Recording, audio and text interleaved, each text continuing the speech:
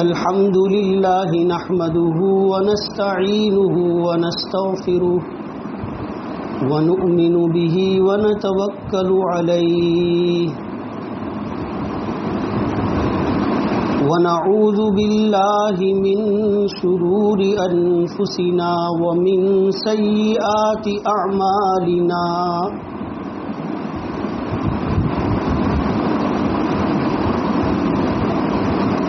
من يهده الله فلا مضل له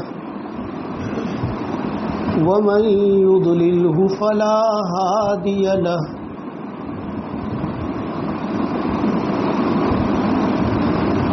ونشهد أن لا إله إلا الله وحده لا شريك له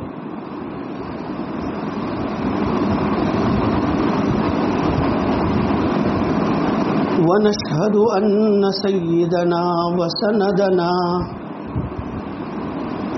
ومولانا محمدا عبده ورسوله الذي أرسل بالحق بشيرا ونذيرا وداعيا إلى الله بإذنه وسراجا منيرا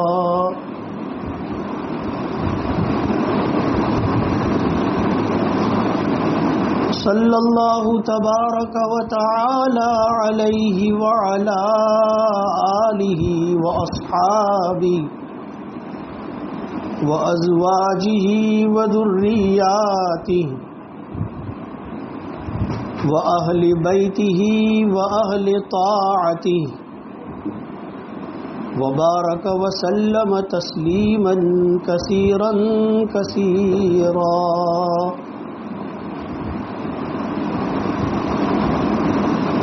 أما بعد فأعوذ بالله من الشيطان الرجيم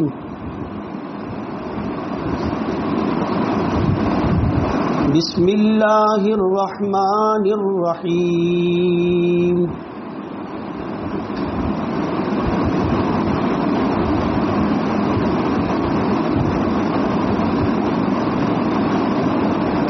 هو الذي بعث في الأميين رسولا منهم يتلو عليهم آياته ويزكيهم ويعلمهم الكتاب والحكمة وإن كانوا من قبل لفي ضلال مبين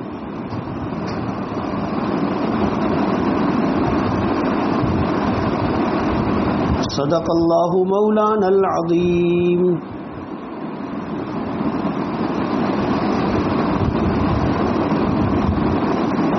وروى البخاري رحمه الله عن أبي هريرة رضي الله تعالى عنه قال قال رسول الله صلى الله عليه وسلم من صام رمضان إيمانا واحتسابا غفر له ما تقدم من ذنبه ومن قام رمضان إيمانا واحتسابا غفر له ما تقدم من ذنبه صدق رسوله النبي الأمي الهاشمي الكريم ونحن على ذلك لمن الشاهدين والشاكرين والحمد لله رب العالمين اللهم صل على سيدنا ومولانا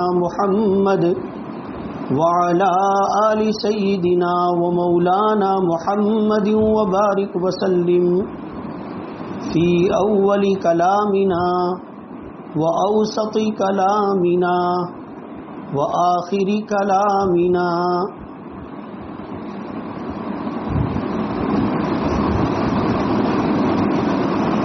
میرے محترم بزرگوں، ماہ مبارک کے آخری عشرے میں ہم اور آپ اور ہمارے بہت سے ساتھی اعتکاف کی نسبت سے جمع ہوئے. اللہ پاک ہمارے اس جمع ہونے کو بے انتہا قبول فرمائے. یہ قدم جو اللہ کے گھر کی طرف اٹھے ہیں وہ اٹھے نہیں، اٹھوائے گئے ہیں اللہ کی طرف سے.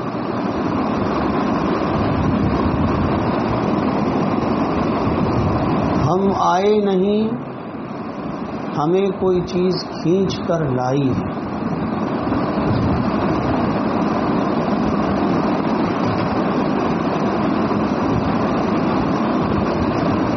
ماہ مبارک اور بالخصوص اس کا آخری عشرہ ہمارے ان ایشیائی ملکوں میں روحانی پاکیزگی حاصل کرنے کا ایک پربہار موسم ہوتا ہے.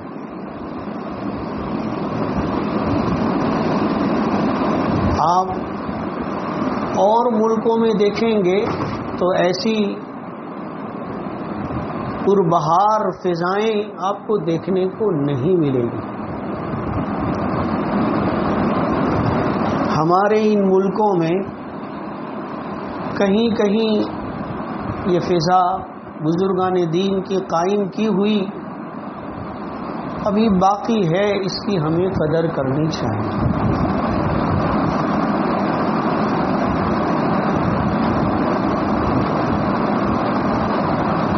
اس کی قدر یہ ہے کہ ہم ان مجالس کو پورے ادب اور احترام کے ساتھ اور اسی طریقے سے باوضو عمل اور اصلاح کی نیت سے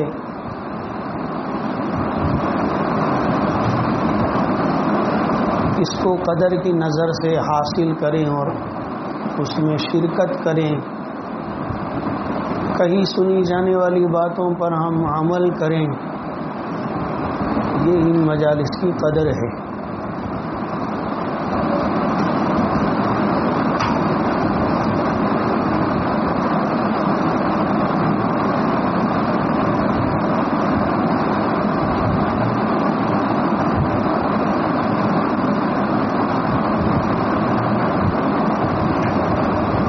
رمضان المبارک اس کے آنے کا مقصد ہی یہی ہے کہ ہماری زندگیوں میں کچھ پرہیز کی صفت پیدا ہو جائے، پرہیز کی صفت پیدا ہو جائے.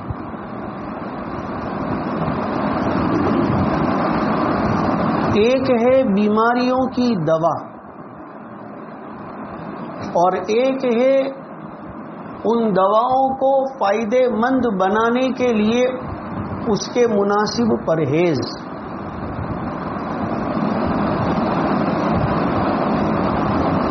اگر کوئی انسان بیماریوں کی دوائیں کھاتا رہے اور پرہیز اس کی زندگی میں نہ ہو، فائدہ ہوگا؟ یہ ایسا ہی ہے جیسا کہ ہاتھ میں سوراخ کرنا اور کھوبے پہ پانی بھرنے کے لیے لگا دینا. ایک طرف سے پانی آئے گا اور دوسری طرف سے چلا جائے گا. پرہیز ایسا ہی ہے. نیکیوں کی حفاظت اور برائیوں سے بچاؤ پرہیز میں چھپا ہوا ہے. اگر پرہیز نہیں آیا زندگی میں تو نیکیوں کی حفاظت مشکل اور گناہ سے بچنا بھی مشکل. یہ جو موسم اللہ پاک نے ہمیں دیا، اس کا بڑا مقصد یہی ہے کہ ہماری زندگیوں میں پرہیز والی صفت پیدا ہو جائے.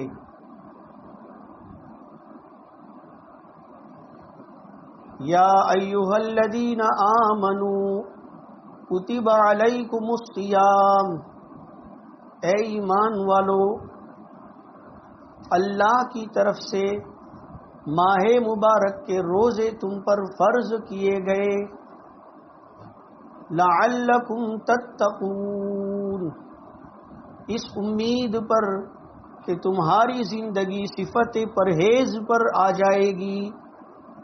مقصد یہ امید ہے، اللہ پاک یہ چاہتے ہیں کہ زندگی پرہیز والی صفت پر آ جائے،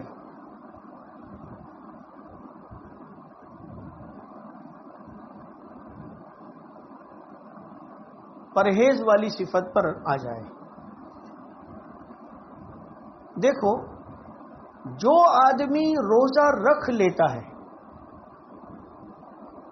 اس کی حالت یہ ہوتی ہے کہ وہ باتھ روم میں جب غسل کرنے جاتا ہے، نہانے جاتا ہے، تو اس بات کی پوری کوشش کرتا ہے کہ کلی کرنے میں گلے میں پانی نہ چلا جائے، اس کی پوری کوشش کرتا ہے۔ اس کے گھر میں اگر کوئی نہ ہو اور فریز میں سب کچھ رکھا ہوا بھرا ہوا ہو، اس کے باوجود بھی کوئی نہیں ہوتا، پھر بھی وہ اس میں سے جا کر کھا نہیں لیتا،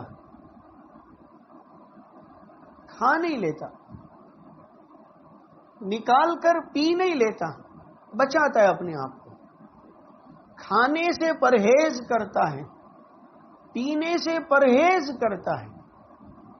اگر وہ شادی شدہ ہوتا ہے اور اپنے اہل کے ساتھ وہ سویا ہوا ہوتا ہے، تب بھی اپنے آپ کو کسی روزے کے توڑنے والی حرکت میں مبتلا کرنے سے بچاتا ہے، پرہیز کرتا ہے۔ حالانکہ یہ وہ موقع ہوتے ہیں جہاں عام طور پر کوئی تیسرا نہیں ہوتا، پھر بھی آدمی بچاتا ہے اپنے آپ کو۔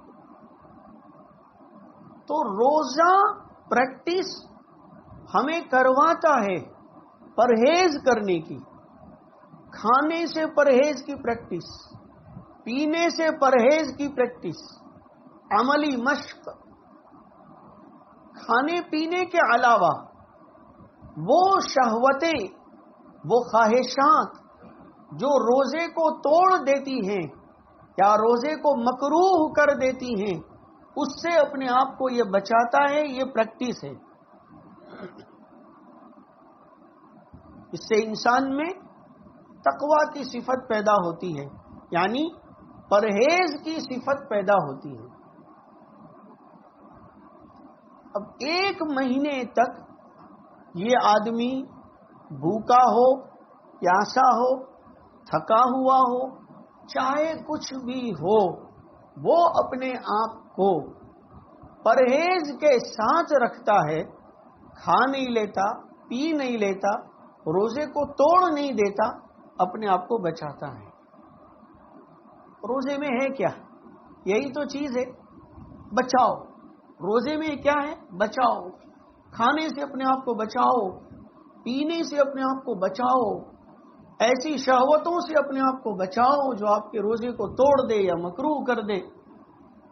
تو روزہ نام ہی ہے، بس اپنے آپ کو بچاتے رہو، اپنے آپ کو بچاتے رہو، روزہ اس کا نام۔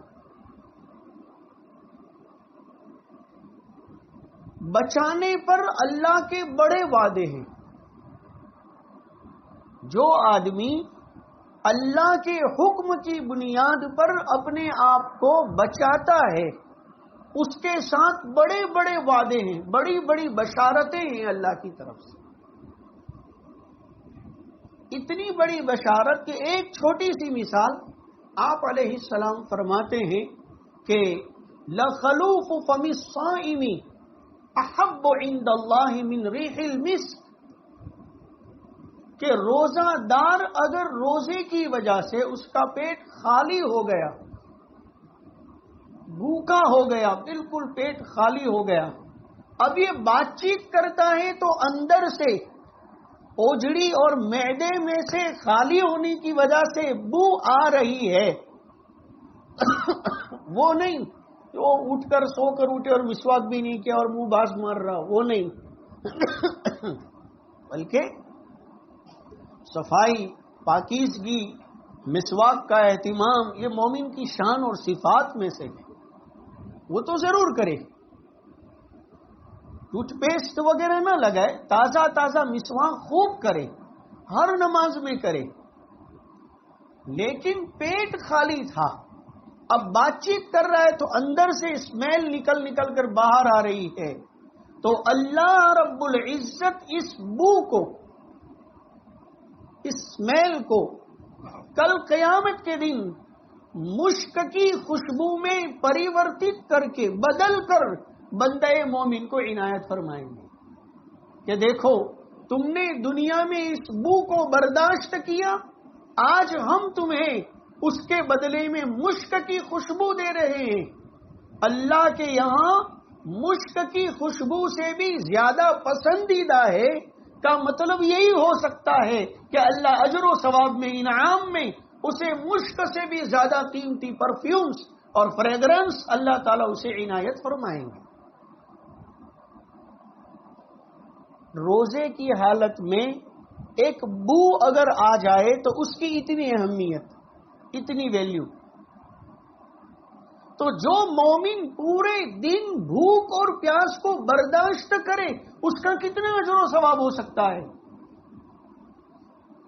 اسی لیے اللہ رب العزت فرماتے ہیں کہ سارے اعمال کے بھاؤ تاؤ ہم نے طے کر لیے اور فرشتوں کو بتا دیے ہیں، وہ دے دیں گے۔ کل عمل ابن آدم یضاعف الحسنات، انسان کے جتنی بھی اعمال، جتنی بھی نیکیاں، اس کے حساب کتاب کو بڑھا چڑھا کر ہم اس کو دے دیتے ہیں۔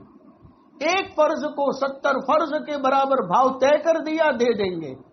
ایک نفل کو فرض کے برابر بھاؤ طے کر دیا، دے دیں گے۔ لیکن روزہ، اب وہ کون کتنا کشٹ، کس کو کتنی تکلیف، وہ تو اللہ ہی جانتے ہیں اور بندہ ہی جانتا ہے۔ تو اللہ رب العزت روزے کے بارے میں فرشتوں کو کہہ دیتے ہیں کہ آپ بیچ میں سے ہٹ جاؤ، الا الصوم فإنه لی وأنا أجزی بہ، سوائے روزے کے اس کا ہم نے بھاؤ ان لمٹ میں رکھا ہے، اس کو طے نہیں کیا ہم نے، وہ تو میں اور میرا بندہ جانے، میں ڈائریکٹ بدلا چکا ہوں گا۔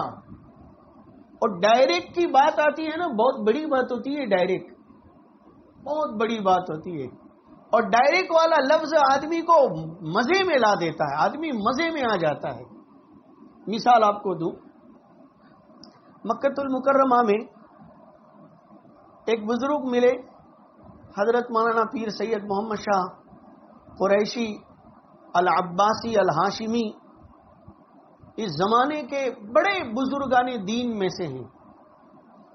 حضرت خواجہ فضل علی قریشی رحمۃ اللہ علیہ کے نواسوں میں سے شمار ہوتے ہیں، اور حضرت خواجہ فضل علی قریشی رحمۃ اللہ علیہ کا مقام یوں سمجھو کہ ایشیا کے اکثر سلسلہ نقش بندیہ مجددیہ کا وہ جنکشن ہے، ایشیا کے، عرب میں یا عجم میں، سب ملکوں میں، چاہے وہ انگلستان ہو یا ہندوستان ہو یا پڑوسی سے ہو، کوئی بھی ملک ہو، اکثر سلسلہ نقش بندیہ مجددیہ کے وہ ہیڈ کوارٹر ہیں، جنکشن ہیں، ان کے وہ نواسے ہیں اور اسی خانقاہ کے وہ سجادہ نشین ہیں۔ ہمارا جانا ہوا حضرت کے پاس، اب اتنے بڑے بزرگ ہیں تو ہم تو بہت دبے دبے ڈرے ڈرے گئے، پتہ نہیں، میں نے کہا وہ نمبر بھی بڑی مشکل سے ملا تھا، بہت کوششوں کے بعد ملا ان کا نمبر، پھر واٹس ایپ سے رابطہ کیا اور پھر میسج ڈالا اور اللہ تعالیٰ سے دعائیں کی اور ساتھیوں کو درود شریف میں لگایا، اور الحمدللہ کل وہ ہمارے ساتھی کل پرسوں آئیں گے، آپ ان کو پوچھ سکتے ہیں کہ تقریباً ہمارے ساتھیوں نے اس موقع پر 1.25 لاکھ مرتبہ درود شریف کا ختم کیا، ہم سب نے مل کر اتنا 1.25 لاکھ مرتبہ درود شریف کا ختم کیا، اور پھر میں دل میں دعا کی کہ پیارے اللہ، بس ایک امید کی کرن ہے حضرت سے ملاقات کی تو بس آپ راستہ بنا دیجیے. وہ تھوڑی ہی دیر ہوئی، چند منٹ ہی گزرے اور حضرت کا سامنے سے وہی میسج آیا کہ میں مکہ میں ابھی پہنچا ہوں اور بہت تھکا ہوا ہوں، پھر بھی آپ جیسا کہیں میں تیار ہوں. میں نے میسج بھیجا کہ آج کو آپ آرام کرو، کل ملیں گے. بولا ٹھیک ہے جیسا آپ کہیں. ٹھیک ہے میں آج آرام کر لیتا ہوں. اب دوسرے دن جانا تھا تو سب ساتھی بالکل سب ہکڑے ٹھٹ سجڑ کے کیا ہوگا، کیسے مل پائیں گے. اب ہم لوگ گئے وہاں. خیر حضرت سے ملاقات ہوئی، وہ تو سب بات چیت ہوئی. میں نے پھر دھیرے سے نکلتے ٹائم پوچھا کہ کل بھی ملنے کے لیے آوے تو اجازت ہے آپ کی؟ بلا ہو آ جانا. ٹھیک ہے. اب ان کو کیسے کہیں کہ میں کل کال کیسے کروں یا کیسے فون کروں؟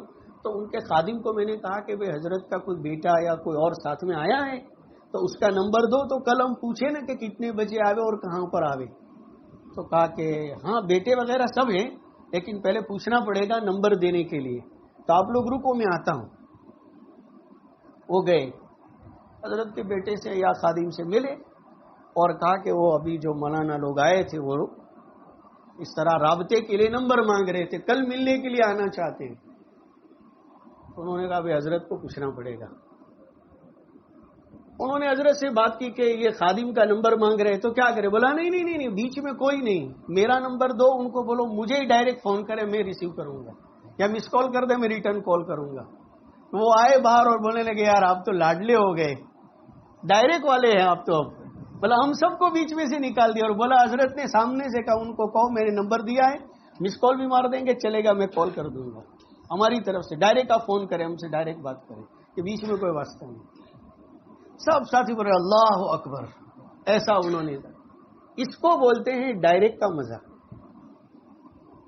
کیا آپ اتنے بڑے بزرگ اپنے زمانے کے جو شیخ العرب والعجم کہلاتے ہوں، جو اتنے بڑے عالم دین ہوں، جید الاستعداد، مدینۃ المنورہ سے انہوں نے ماسٹری بھی کی اور پھر عالمی تحفظ ختم نبوت کے اور اسی طریقے سے عظمت صحابہ کے، سپاہ صحابہ کی اور ایسی کئی تنظیموں کے وہ امیر ہوں اپنے علاقے کے، اور وہ پورے ایشیا کے ان خانقاہی بزرگوں کے وہ مرکز کی حیثیت رکھتے ہوں، اور وہ یوں کہہ دیں کہ بھئی ڈائریکٹ مجھ سے رابطہ کرنے کا.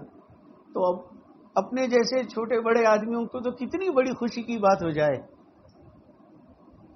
اب آپ اندازہ لگاؤ کہ مجھے اس وقت کتنی خوشی ہوئی ہوگی کہ صاحب کی موجودگی میں حضرت نے کہا ڈائریکٹ فون کرو، بیچ میں کوئی نہیں رکھنا ہے خادم. اس کو بولتے ہیں ڈائریکٹ کا مزہ. یہ ایک دینی مثال ہے. اور دنیاوی مثال تو آپ جانتے ہی ہیں کہ کسی سے وایا کانٹیکٹ کرتے کرتے آپ بڑے پریشان ہوں اور وہ آپ کا معشوق ایک دن خود سے ہی مس کال مار کر بول دے ہمارو نمبر جی ڈائریکٹ મને જ કોન્ટેક્ટ કરવાનો, ઓલા ને ઓલી ને કોઈને વચમાં નાખવાનું નહીં હવેથી. તો یہ ہے ڈائریکٹ کا لطف. اللہ رب العزت حدیث قدسی میں فرماتے ہیں الا الصوم فانه لی وانا اجزی به. صرف روزہ ایک ایسی عجیب و غریب عبادت ہے کہ وہ میرے لیے کرتا ہے، بدلہ میں دوں گا، تم بیچ میں سے ہٹ جاؤ. ڈائریکٹ. کتنی بڑی خوشی کی بات ہو گئی ہے. اسی لیے کہ جب بندہ مومن روزے کے بارے میں جب یہ سنے گا کہ اللہ براہ راست بدلہ دیں گے تو وہ مزے میں آ جائے گا. اسی لیے روزے اور تراویح میں ہی یہ شرط ہے کہ وہ خوشی خوشی کرنا چاہیے، مزے کے ساتھ کرنا چاہیے، اور کسی عبادت میں یہ کنڈیشن نہیں ہے. اسی لیے روزے میں یہ شرط رکھی گئی ہے اور رات کی عبادت میں یہ شرط رکھی گئی ہے. باقی کسی بھی عبادت میں یہ شرط نہیں رکھی گئی. نماز کے بارے میں یوں نہیں کہا گیا کہ راجی راجی تھینے پڑ جو، ایسا نہیں کہا گیا. خوشی خوشی ادا کرنا، ایسا نہیں کہا گیا، نہیں کہا گیا. زکوٰۃ کے بارے میں یوں نہیں کہا کہ خوشی خوشی دو، ایسا نہیں کہا گیا. لیکن روزے کے بارے میں اور رمضان کی رات کی عبادت کے بارے میں یہ کنڈیشن ہے.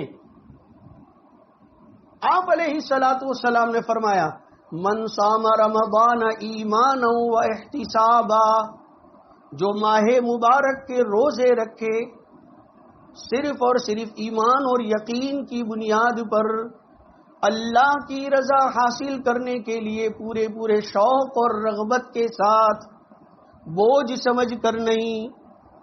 غفر له ما تقدم من ذنبه، پچھلی زندگی کے سارے گناہ معاف کر دیے جائیں گے. پچھلی زندگی کے سارے گناہ معاف کر دیے جائیں گے.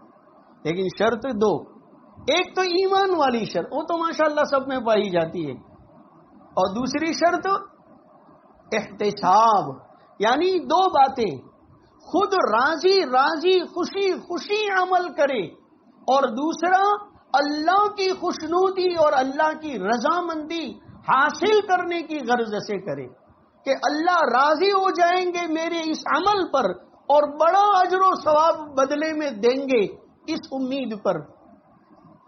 میں نے جمعہ کے دن ایک مثال سے سمجھایا تھا، آپ کو بھی بتاؤں. ابھی کسی آدمی کو یوں کہہ دیا جاوے کہ کالے تمہارے روزو راکھوانو ہاجنا 50,000 મારી પાસેથી લઈ જજો.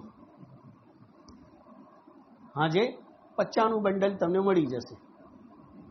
اب یہ پورے دن مریل ٹٹو کی طرح روزہ رکھے گا اس طرح خوش، اور جیسے جیسے دن بڑھتا جائے گا اس کی خوشی اوور ہوتی، ریئیکٹ ہوتی چلی جائے گی 50 مڑوانا سے، اور کتنے پلان بنانا شروع کرے گا. تارے لگڑا جوئے سے کئی وہاں تو نہیں، بس سورج ڈوبوا دے એટલે આપણો તારો ચમકી જવાનો છે، ہے کہ نہیں؟ صرف 50 کے بنڈل کی ایک بشارت پر آدمی خوشی. اب وہ کسی نے اچانک فون کیا کہ بھائی پلو برف نہیں بے لا دیو ત્યાં پہنچاڑوانی છે. بولا آؤں છું વાંધો نہیں. وہ جا رہا. اب کسی نے بولا یار بہت تھک گیا، 2 گھٹ پی لے. نہ یار کہیں تھاکیوں نہیں، نہ بالکل کوئی تھکان لگے گی اس کو. جس کو 50 کے بنڈل کی امید ہوگی اسے تھکان لگے گی؟ نہیں لگے گی اسے. پھر وہ جس نے 50 کا بنڈل دینا تھا اس نے بولا یار تو بہت تھاکی کیوں لگے جو પછી આવો મોં ચડાવીને જો તું આવીશ ને તો હું 50 નહીં આપું તને. આપણી આ કન્ડિશન છે. મોં ચડાવીને આવ્યો તો પછી 50 નહીં મળે તો क्या करते? تھوڑا آگے آج باہر بہت زیادہ ساتھی بیٹھے. تو کیا اگر وہ سیٹھ یوں کہہ دے کہ اگر تو منہ چڑھا کر مریل ٹٹو کی طرح اگر میرے پاس آئے گا تو میں تجھے 50 نہیں دوں گا، تو کیا یہ بندہ پورے دن چاہے کتنی بھی گدا مجوری کرے یا کچھ بھی کر لے، کیا وہ منہ چڑھا کر جائے گا؟ اور ہمارا حال یہ ہوتا ہے کہ روزہ رکھتے ہیں نا تو گھر والی بچوں کو بھی کہتے تھے کہ آج تارا باپ ہے روزو مکتو سے آج بھی نہیں رہجو. پیتو کھستا وار نہیں لگے، پارو چڑھتا وار نہیں لگے. اور ہمارا بھی معاملہ ایسے ہوتا ہے کہ ہم روزے کی حالت میں ہوتے ہیں تو جراک بھی 19-20 ہوا بس فوراً پکتا جاتا ہے ہمارا. بھائی یہ کیا بات ہوئی بھائی؟ 50,000 کا بنڈل دینے کے لیے اس نے یہ کنڈیشن طے کی ہے. تو اللہ نے بھی یہ کنڈیشن طے کی ہے، یہ شرط ہے کہ اللہ تعالی مغفرت اور بخشش اس آدمی کی کریں گے جو روزہ ایمان کے ساتھ اور رغبت کے ساتھ رکھے، بوجھ سمجھ کر منہ چڑھا کر نہ رکھے. اب ذرا 20 روزوں کا جائزہ لے لو کس کنڈیشن میں رکھے. تو آپ لوگ بولو گے کہ پہلا جو روزے کے وہ تو نا تو 20 پہ ہچوئی جاتے نا ہمارا. یہ ہے خوشی. پھر اسی طریقے سے جو رات کی عبادتیں بھی ایسے ہی خوشی کرے گا تو مغفرت ملے گی اللہ کی طرف سے. اب یہ ہمارا حال تراویح میں کیسا عجیب و غریب ہوتا ہے، دیکھ لو، اب سوچ لو ہماری پوزیشن تراویح میں کیسی عجیب و غریب ہوتی ہے. بعض لوگ تو کھڑے وائبریٹ موڈ پر ہی ہوتے ہیں، ایسا لگتا ہے کہ انہوں نے موبائل کی جگہ خود کو ہی وائبریٹ پروفائل پہ کر دیا ہوگا. تھوڑا یوں ہلیں گے، تھوڑا وہ ہلیں گے، کبھی ادھر بوجھ ڈالیں گے، کبھی ادھر بوجھ ڈالیں گے. جائز ہے پر اچھا ہے. اس کو بولتے ہیں 50,000 نو بنڈل لینا راوی رہتے ہو بھورے. اور پھر اگر اس میں امام صاحب نے پیچھے مولانا نے کہہ دیا کہ دوہراوی پڑھ سے 4 رکعت دوہراوی پڑھ سے. آج دن تک ایسا سنیوگ ہوتا نہیں ہے، جلدی سے 2 کا ہی ہوتا ہے کبھی کبھی، لیکن کسی دن 4 دہرانے کا سہیوگ ہو جاوے تو کیا حالت ہوئے.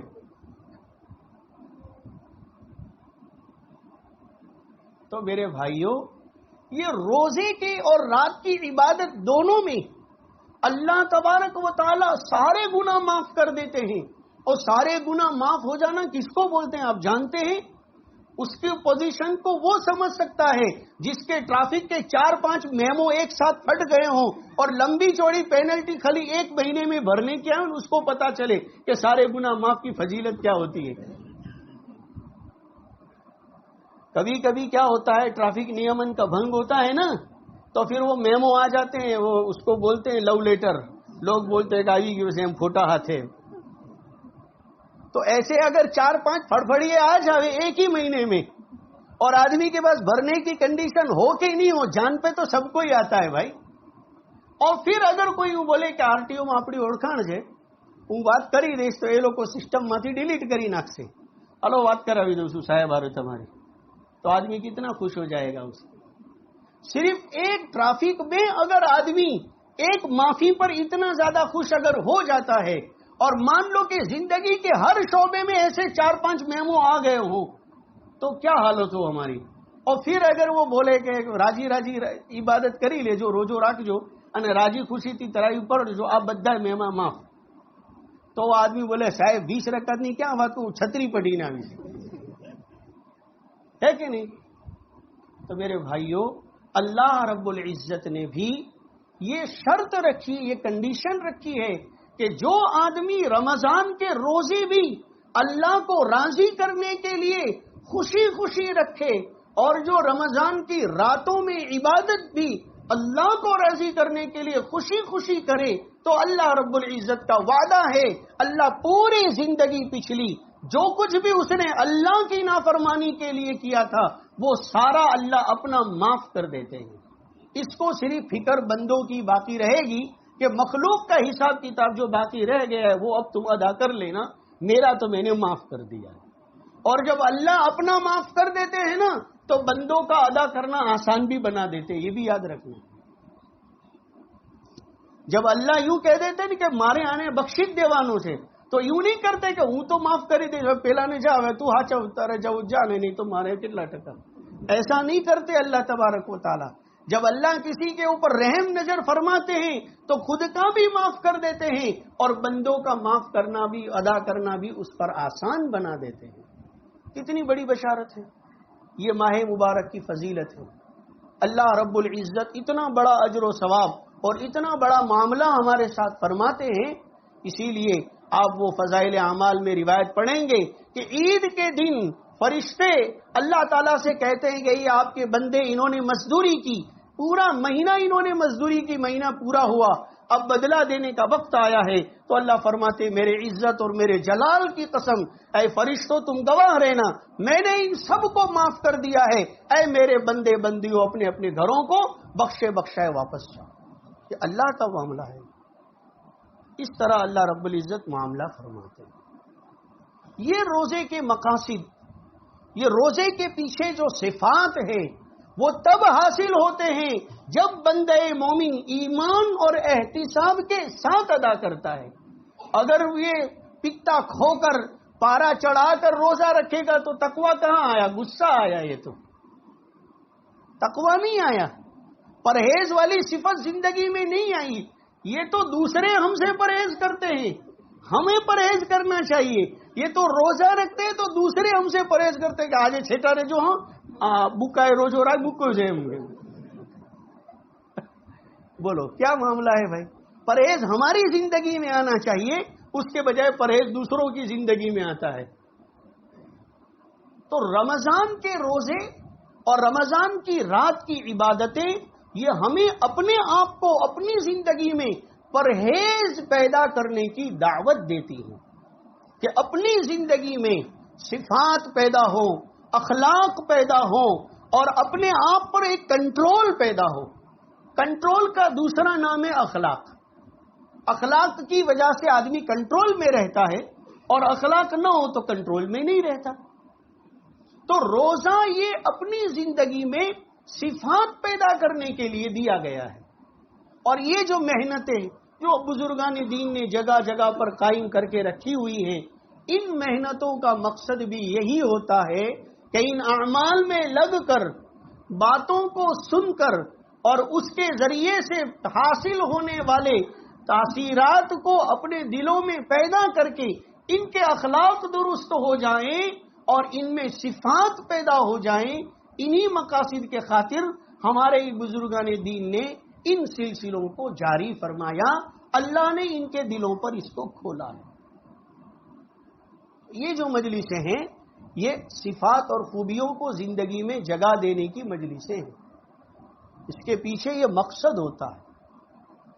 اور یہ بھی یہ صفات کا زندگیوں میں آنا، اخلاق کا زندگیوں میں آنا، ہماری زندگی کا کنٹرول میں آ جانا اور برائیوں اور بدیوں سے اپنے آپ کو بچا لینا، یہ بھی ان عظیم ترین مقاصد میں سے ہے جن مقاصد کی تکمیل کے خاطر اللہ رب العزت نے انبیاء کرام علیہم الصلوات والتسلیمات کے سلسلے کو انسانیت کی طرف جاری فرمایا۔